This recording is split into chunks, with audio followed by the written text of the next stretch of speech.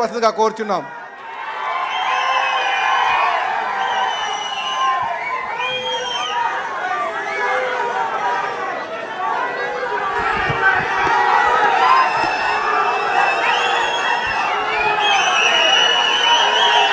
జై తెలుగుదేశం, జై తెలుగుదేశం.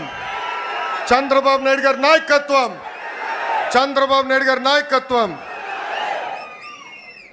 తెలుగుదేశం పార్టీ కార్యకర్తలకి, నాయకులకి, అభిమానులందరికీ ఆవిర్భావ దినోత్సవ శుభాకాంక్షలు.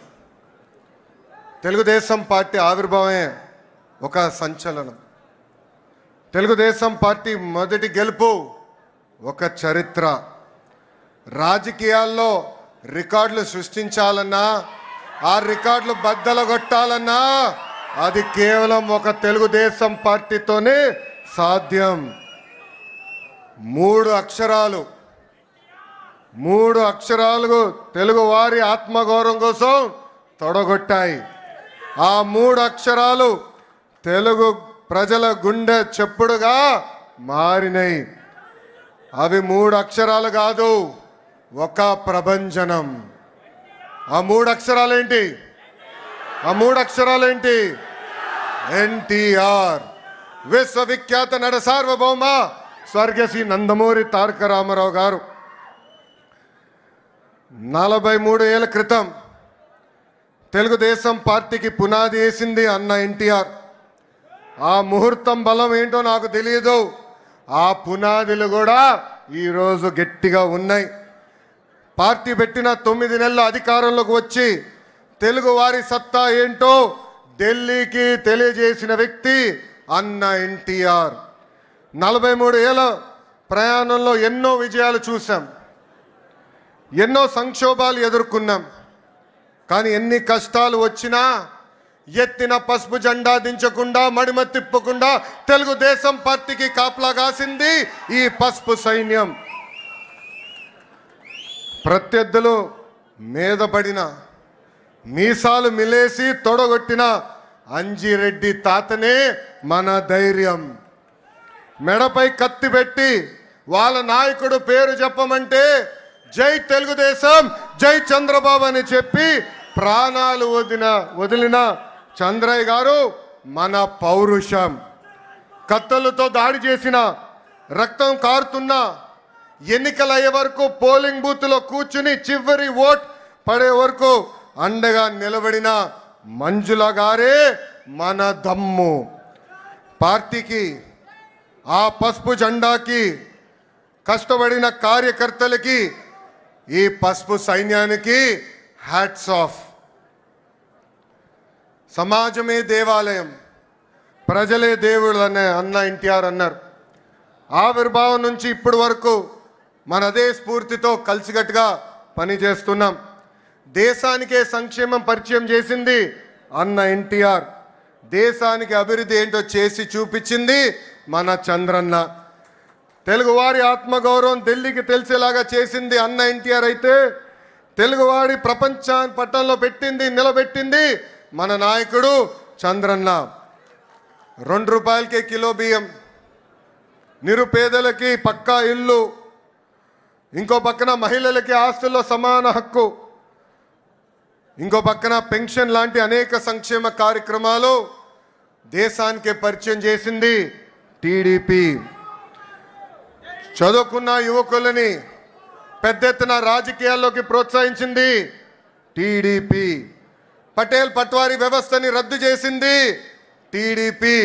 అందెందుకు బీసీలకి ఆర్థికంగా రాజకీయ స్వాతంత్రం కూడా తీసుకొచ్చింది మన టీడీపీ.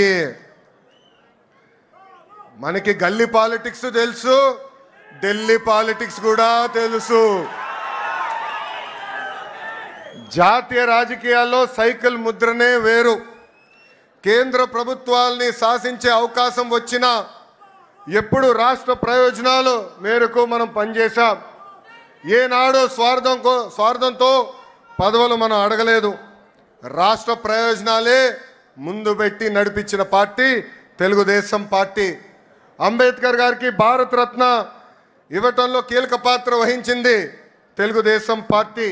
అంతెందుకు ఆనాడు అబ్దుల్ కలాం గారిని రాష్ట్రపతి చేయాలని ప్రతిపాదించిన వ్యక్తి మన నాయకుడు చంద్రబాబు నాయుడు గారు.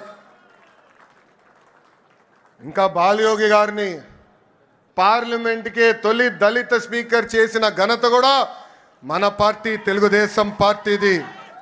హైవేల నిర్మాణం, విద్యుత్, టెలికాం, ఐటీ, డిజిటల్ పేమెంట్లో అనేక సంస్కరణలు కూడా తీసుకొచ్చిన పార్టీ తెలుగుదేశం పార్టీ.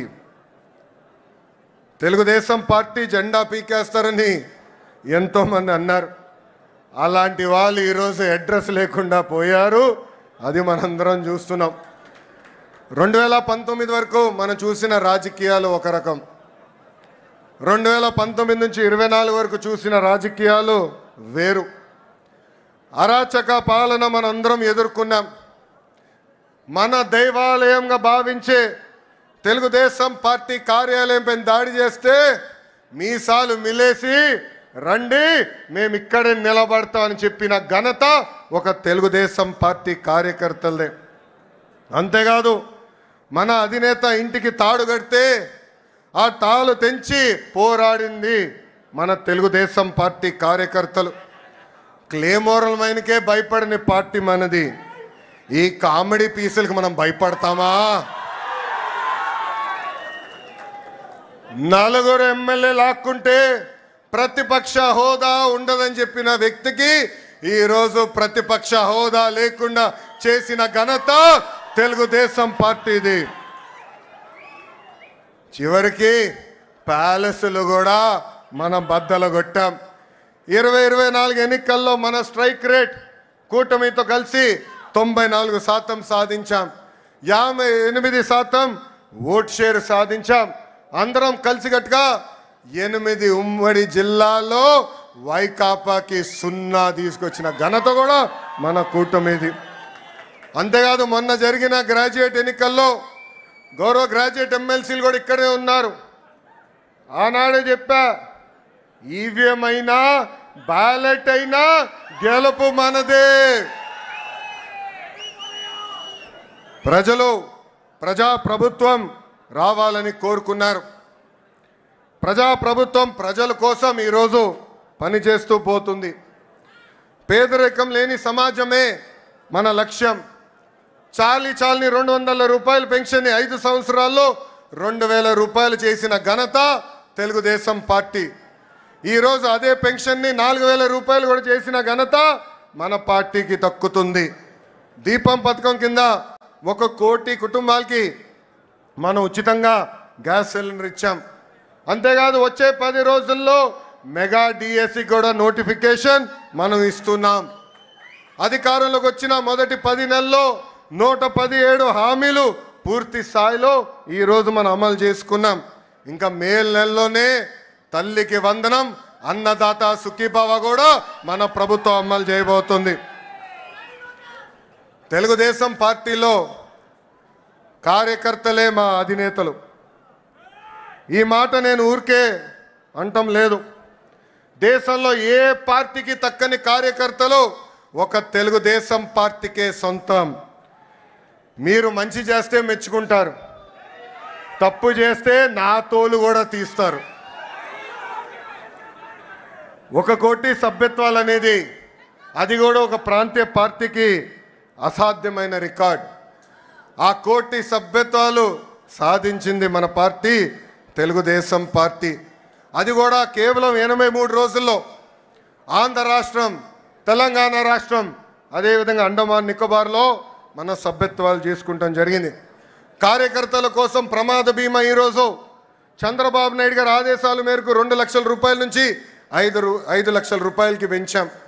కార్యకర్తల కోసం సంక్షేమ విభాగం ఏర్పడిన దగ్గర నుంచి గడిచిన 10 సంవత్సరాలు సుమారుగా 140 కోట్ల రూపాయలు సంక్షేమం కోసం, మన కార్యకర్తల కోసం మనం ఖర్చు పెట్టాం. నేను పాదయాత్రలో చూసా, ఆ కుటుంబాల్ని నేను కలిసా.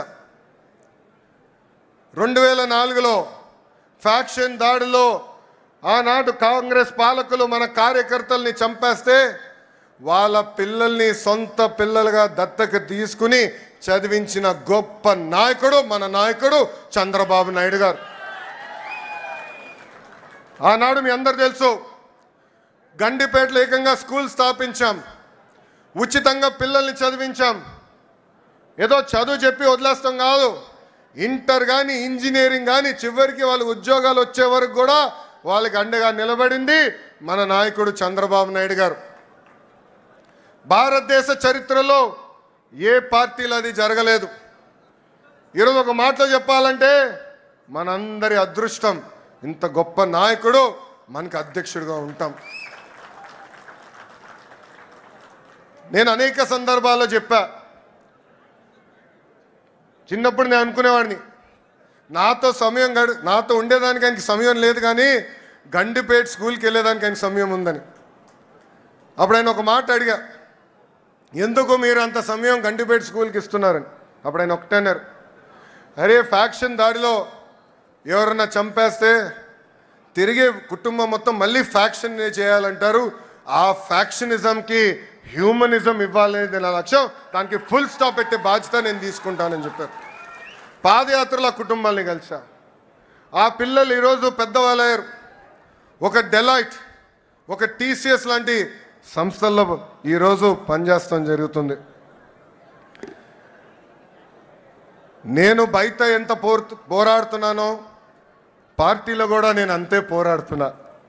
నా లక్ష్యం ఒకటే, పార్టీ కోసం అహర్నిశలు కష్టపడిన కార్యకర్తల నాయకులకి గుర్తింపు ఉండాలి. గ్రామ స్థాయి నాయకులు రాష్ట్ర స్థాయికి ఎదగాలి, పాలిట్ బ్యూరో రూమ్లో అడుగు పెట్టాలనేదే నా లక్ష్యం.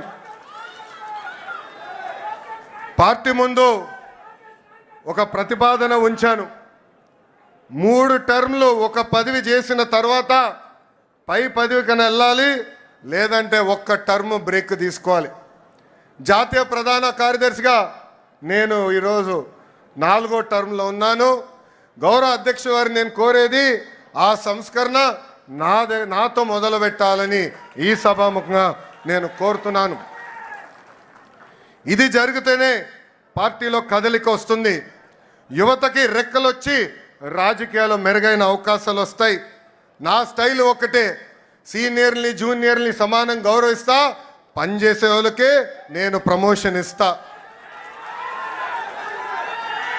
పసుపు జెండా ఇంకో 40 ఏళ్ళు రప్రపరాడాలి.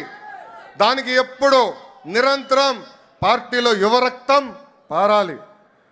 దానికి అందరి సహకారం ఉండాలి.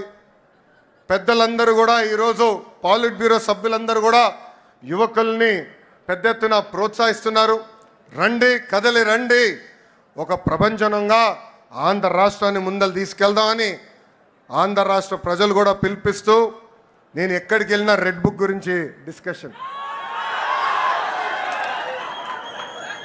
నేను అనుకుంటున్నా రెడ్ బుక్ గురించి మాట్లాడాల్సిన అవసరం లే.